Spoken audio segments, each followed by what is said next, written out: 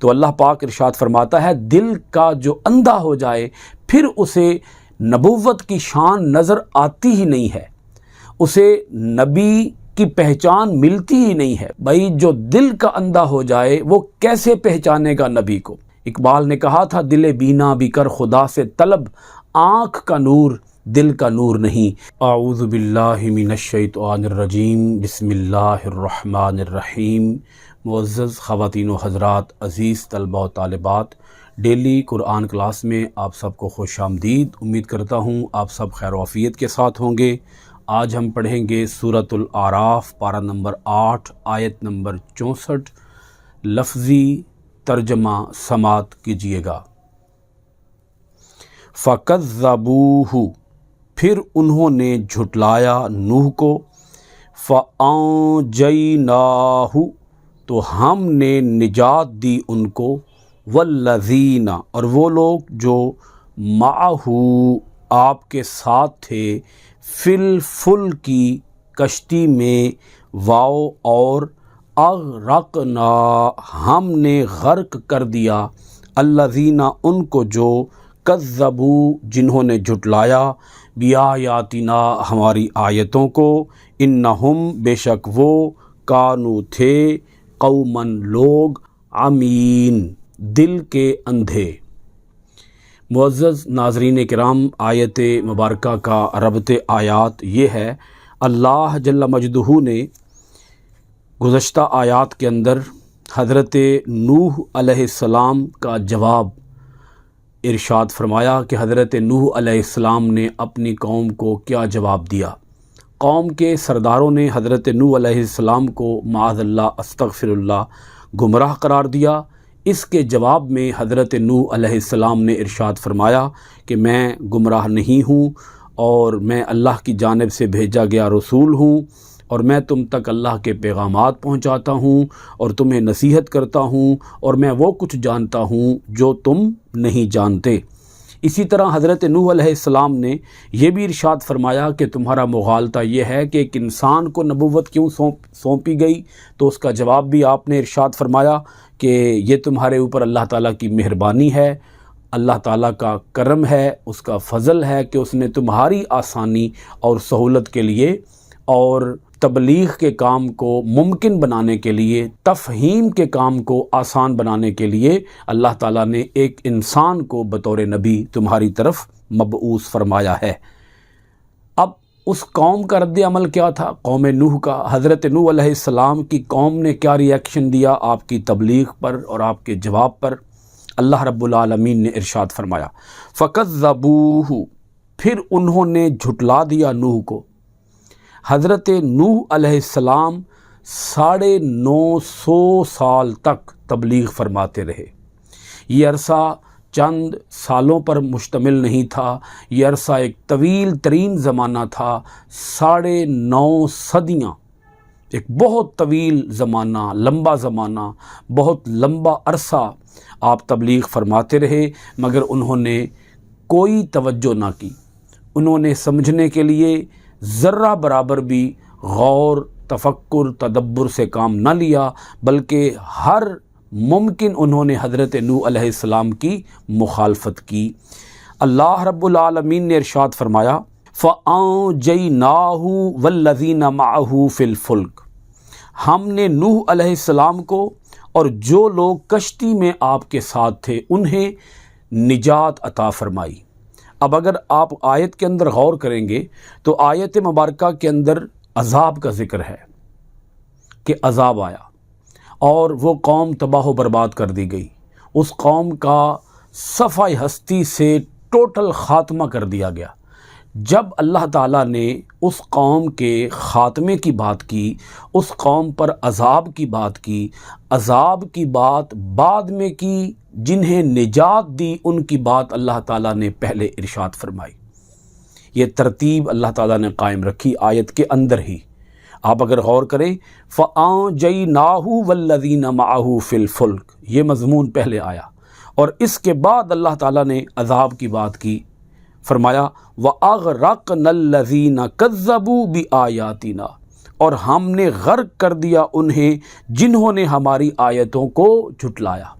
نوح علیہ السلام اللہ تعالیٰ کی آیات پیش کرتے تھے، تو جب انہوں نے اللہ تعالیٰ کی آیات کا انکار کیا، نوح علیہ السلام کی نبوت کا انکار کیا، نوح علیہ السلام کی رسالت کا انکار کیا، تو اللہ پاک ارشاد فرماتا ہے کہ پھر ہمارے عذاب کا قانون حرکت میں آیا اور ایک طویل زمانہ ہم نے انہیں دیا سنبھلنے کے لیے، سنورنے کے لیے اور گمراہی سے ہدایت کی طرف پلٹنے کے لیے، لیکن جب انہوں نے ان کے کانوں پر جوں تک نہ رینگی، انہوں نے ذرہ برابر بھی تفکر تدبر سے کام نہ لیا، تو پھر ہم نے اپنا عذاب نازل کیا۔ لیکن اللہ تعالیٰ نے جو نجات دہندگان تھے، نجات یافتہ تھے، نجات پانے والے تھے، جن خوش نصیبوں کو اللہ تعالیٰ نے نجات عطا فرمائی، ان کا ذکر پہلے کیا، اور جو غرق ہوئے، جو غرق یافتہ تھے یا غرق دہندگان تھے یا سیلاب زدگان تھے جو اس طوفان کے اندر غرق کر دیے گئے، اللہ تعالیٰ نے ان کا ذکر بعد میں کیا۔ اللہ پاک نے یہاں پر یہ بات ہمیں سمجھا دی کہ جب اللہ تعالیٰ کا عذاب آتا ہے تو اللہ تعالیٰ عذاب کے اندر بھی اپنے ایمان یافتہ لوگوں کو اس عذاب سے نجات دیتا ہے، کیونکہ عذاب ایمان والوں کے لیے تو نہیں آیا، عذاب تو کافروں کے لیے آیا، عذاب تو منکروں کے لیے آیا، عذاب تو بت پرستوں کے لیے آیا، عذاب تو مشرکوں کے لیے آیا۔ تو اللہ پاک نے ارشاد فرمایا انہم کانوا قوما عمین، عمین عین کے ساتھ ہے یہ، بے شک وہ لوگ دل کے اندھے تھے۔ یہ جو لفظ ہے امین، یون کی جمع ہے امین، امین کا معنی ہے اندھا ہونا، اور اگرچہ وہ آنکھوں کے اندھے نہیں تھے، لیکن قرآن مجید آنکھوں کی بینائی کی بات نہیں کر رہا، آنکھوں کی عدم بینائی کی بات، آنکھوں کی عدم بصارت کی بات اللہ پاک نہیں فرما رہا۔ اللہ پاک نے یہاں پر عدم بصیرت کی بات کی ہے، عدم بصیرت کی بات، کہ وہ دل کے اندھے تھے، آنکھوں کے اندھے نہیں تھے، آنکھوں سے انہیں دکھتا تھا، آنکھوں سے وہ دیکھتے تھے، مگر وہ دل کے اندھے تھے۔ اور وہ لوگ جو دل کے اندھے ہوتے ہیں انہیں پھر حق نظر ہی نہیں آتا۔ اب یہاں ذہن کے اندر ایک سوال پیدا ہو سکتا ہے، بھئی جب وہ دل کے تھے ہی اندھے تو اس میں ان کا تو قصور کوئی نہیں، وہ تو دل کے اندھے تھے، تو وہ کیسے دیکھتے؟ تو اس کا جواب یہ ہے، اللہ تعالیٰ نے انہیں دل کا اندھا پیدا نہیں کیا تھا، اللہ تعالیٰ نے انہیں دل کی بینائی عطا کی ہوئی تھی، مگر انہوں نے اپنی ضد کی وجہ سے، اپنی ہٹ دھرمی کی وجہ سے، اپنی ڈھٹائی کی وجہ سے انہوں نے اپنی اس بصارت کو، اپنی اس بصیرت کو، جو دل کی بصیرت ہوتی ہے، دل کی آنکھ ہوتی ہے، اس کو انہوں نے خود ضائع کیا، خود مفلوج کیا۔ جیسا کہ اگر میں اپنے ہاتھوں کو یا بازوؤں کو چند دنوں کے لیے باندھ کے رکھ دوں اور ان کو حرکت ہی نہ دوں تو پھر کیا ہوگا؟ یہ شل ہو جائیں گے، مفلوج ہو جائیں گے، یہ کام کاج کرنا ہی چھوڑ دیں گے۔ تو اللہ تعالیٰ ارشاد فرماتا ہے کہ ہم نے انہیں شروع میں ابتداءً ہم نے انہیں دل کا اندھا پیدا نہیں کیا تھا، لیکن انہوں نے خود اپنے کرتوتوں کی وجہ سے، اپنی بدعملیوں کی وجہ سے، اپنے شرک کی وجہ سے اور بت پرستی کے اوپر مصر ہونے کی وجہ سے، بت پرستی کے اوپر ڈٹ جانے کی وجہ سے ہم نے ان سے دل کی بصیرت چھین لی، ہم نے ان سے دل کی بینائی چھین لی اور ہم نے انہیں دل کا اندھا کر دیا۔ تو اللہ پاک ارشاد فرماتا ہے دل کا جو اندھا ہو جائے پھر اسے نبوت کی شان نظر آتی ہی نہیں ہے، اسے نبی کی پہچان ملتی ہی نہیں ہے۔ بھائی جو دل کا اندھا ہو جائے وہ کیسے پہچانے گا نبی کو؟ نبی کے مقام کو، رسول کے مقام کو وہی شخص پہچان سکتا ہے، جان سکتا ہے۔ رسول کی عظمت کو وہی شخص جان سکتا ہے جس کے پاس دل کی بینائی ہوتی ہے، جس کے پاس دل بینا ہوتا ہے۔ اقبال نے کہا تھا دل بینا بھی کر خدا سے طلب، آنکھ کا نور دل کا نور نہیں۔ یہاں یہ بات عرض کر دوں کہ جب حضرت نوح علیہ السلام کی قوم کے اوپر عذاب آیا تھا تو اس وقت 40 دن تک مسلسل زمین بھی پانی اگلتی رہی اور آسمان بھی پانی برساتا رہا اور سمندر سے بھی پانی آیا، اور یہ اسی علاقے میں سیلاب آیا یا طوفان آیا، اس علاقے کے اندر پانی کا عذاب آیا جس علاقے کے لوگ گمراہ تھے، پوری دنیا کے اندر جو کہا جاتا ہے کہ اس وقت سیلاب یا طوفان آیا تھا، یہ بات درست معلوم نہیں ہوتی۔ درست بات یہی ہے کہ عراق کی یہ سرزمین تھی جہاں حضرت نوح علیہ السلام تشریف لائے تھے، اور جس علاقے کے اندر وہ لوگ تھے اس علاقے کے لوگوں کو ہی تباہ و برباد کیا گیا۔ کشتی کے اندر جو لوگ سوار ہوئے تھے ان کے بارے میں روایت یہ ملتی ہے کہ وہ 80 لوگ تھے، 40 مرد اور 40 خواتین۔ حضرت نوح علیہ السلام کا جو اپنا سگا بیٹا تھا وہ بھی ایمان نہیں لایا، وہ بھی اسی طوفان کے اندر غرق ہوا۔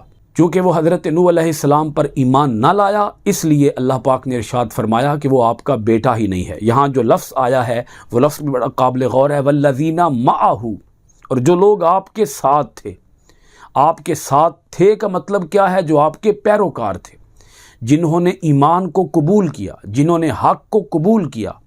تو اگر آج ہم بھی اپنے نبی صلی اللہ علیہ وآلہ وسلم کی غلامی کا دم بھرتے ہیں اور ہم یہ کہتے ہیں کہ ہم حضور کے ساتھ ہیں، تو پھر ہمیں حضور کا ساتھ حاصل کرنے کے لیے ہمیں حضور نبی اکرم صلی اللہ علیہ وآلہ وسلم کی صحیح معنوں میں غلامی اور اطاعت اختیار کرنا ہوگی، وگرنہ یہ دعوے فضول ہیں، یہ بے جا ہیں۔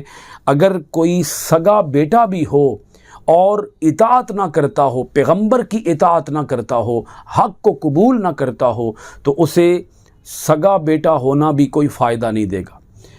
اس کا باپ اگرچہ نبی ہے تو باپ کے نبی ہونے کا بھی اسے کوئی فائدہ نہیں ہے جو مومن نہ ہو۔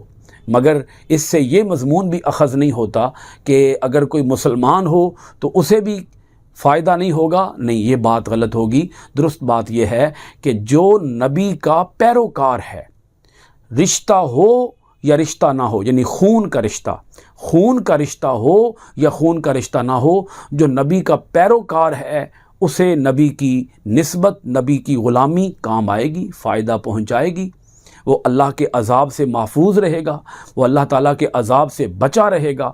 جو نبی کی نسبت میں آ جائے، جو نبی کی غلامی میں آ جائے، جو نبی کی اطاعت میں آ جائے۔ رشتہ داریاں جو خون کی رشتہ داریاں ہیں، ان کی دین کے اندر اس حوالے سے کوئی اہمیت نہیں ہے۔ خون کی رشتہ داری کچھ بھی نہیں ہے۔ خون کی رشتہ داری بے فائدہ، بے معنی، لا حاصل، اسے کچھ بھی حاصل نہیں ہوگا۔ ہاں، اگر دین کا تعلق ہے، اسلام کا تعلق ہے، حق کا تعلق ہے، حق کی وفاداری ہے اور نبی کی غلامی اور نبی کی اطاعت اختیار کی جاتی ہے، تو اس صورت میں نبی کی اطاعت، نبی کی غلامی یقیناً فائدہ مند ہوتی ہے۔ حضرت نوح علیہ السلام نے یہ کشتی اللہ رب العالمین کی نگرانی میں، اللہ رب العالمین کی رہنمائی میں تیار کی تھی۔ اس کشتی کے بارے میں روایت ملتی ہے کہ یہ کشتی 300 ہاتھ، ایک ہاتھ جو ہے یہاں سے لے کر یہاں تک یہ 1.5 فٹ کے لگ بھگ بن جاتا ہے، تو 300 ہاتھ اس کشتی کی لمبائی تھی، 50 ہاتھ اس کشتی کی چوڑائی تھی اور 30 ہاتھ اس کشتی کی اونچائی تھی۔ یعنی آپ کہہ لیں کہ یہ ایک بہت بڑا بحری بیڑا تھا، بحری جہاز تھا، بحری کشتی تھی یہ بہت بڑی، جس کی 3 منزلیں بنائی گئی تھیں۔ آپ اندازہ لگائیں کہ یہ کتنا بڑا رقبہ بنے گا، 300 ہاتھ لمبائی اور 50 ہاتھ چوڑائی اور 30 ہاتھ اس کی اونچائی تھی۔ اللہ رب العالمین ہمیں اپنی آیتوں میں غور و خوض کرنے، عمل پیرا ہونے، قرآن کے افاقی پیغام کو دنیا بھر کے اندر عام کرنے کی توفیقات خیر عطا فرمائے۔ سورۃ الاعراف آیت نمبر 64 کے ساتھ کلاس ختم ہوئی۔ انشاءاللہ العزیز آئندہ قرآن کلاس میں آپ کے پاس حاضر ہوں گے سورۃ الاعراف کی آیت نمبر 65 کے ساتھ۔ بہت شکریہ۔ السلام علیکم ورحمۃ اللہ وبرکاتہ۔